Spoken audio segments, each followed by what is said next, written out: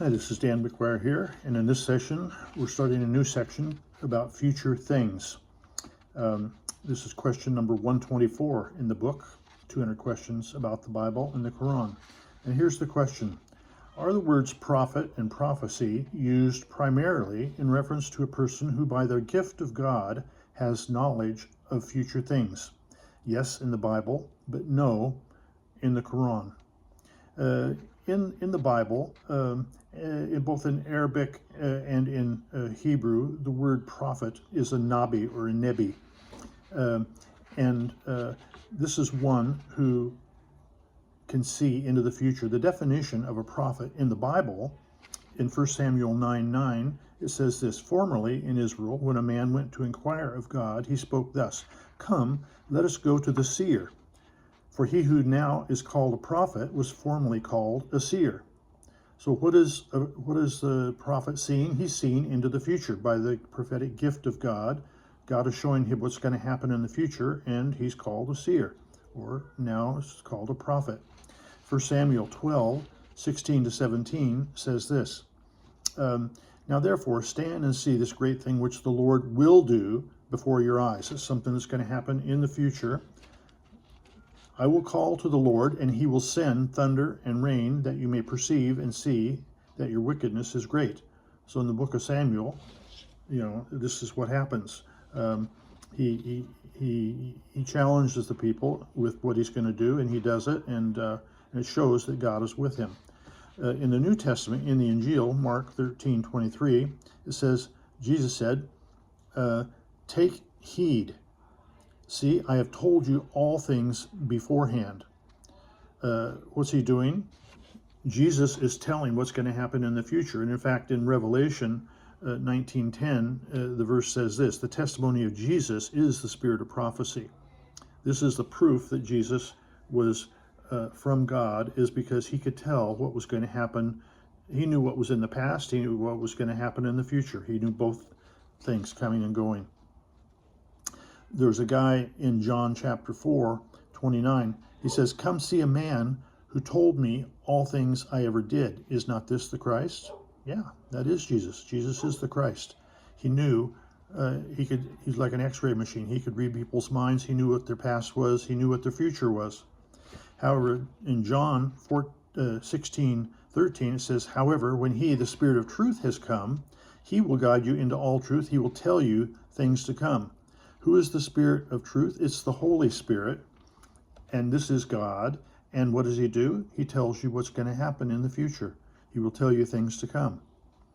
Acts 3:18 says this, But those things which God foretold by the mouth of all his prophets, that Christ would suffer, he is thus fulfilled.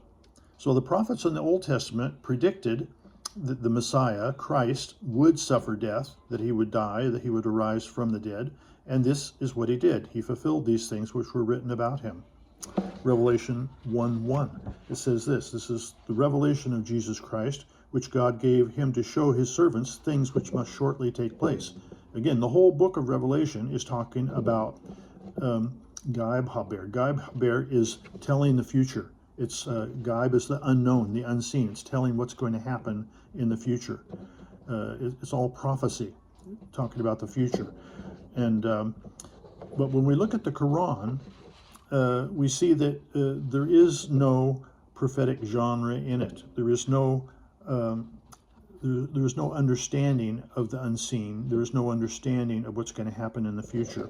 Baqarah 2:19 says, We have sent you, O Muhammad, with the truth and as a bringer of glad tidings and a warning. You shall not be questioned about the people of the flame. Now, when it says, this is the job description of Muhammad right here. He's a bringer of glad tidings and a bringer of warning. But there's no mention about future things. There's no mention of what's going to happen in the future. There's no prophetic genre here. Araf 7:158 and 188 says this, So believe in Allah and his messenger, the prophet who can neither read nor write. He was an ummi. That means he was illiterate. And who believes in Allah and in his words, and follow that you may be rightly guided. Verse 188. Had I knowledge of the unseen, that is the knowledge of the future, I should have abundance of wealth and adversity would not touch me. I am but a plain mourner and a bearer of glad tidings to the people who believe. So now twice we've seen in the Quran that his job description is what? He's a bringer of glad tidings and he's a warner, but nothing else. Akaf 46:9. Say to them, I am no new thing among the messengers. In other words, he says, I don't have anything new to add to what was already written. And in fact, he was not really like the prophets either, because the word prophet there, the Nebi, is one who can see into the future. It says, just as all the former prophets were mortals who had no share in divine attributes and powers, so am I. I am no more than a plain warner. So again, the third time we see that his job description is just to be a plain warner and a bringer of glad tidings, according to the other verses in the Quran. But we don't see any prophetic genre in the Quran.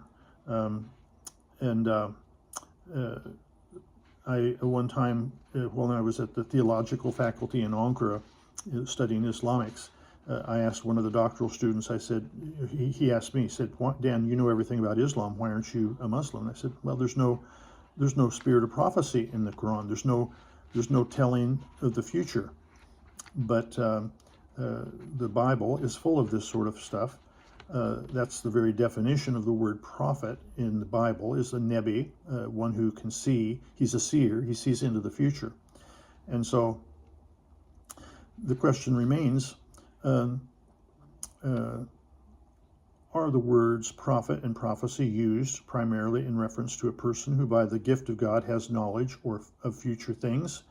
Yes, in the Bible, but no in the Quran.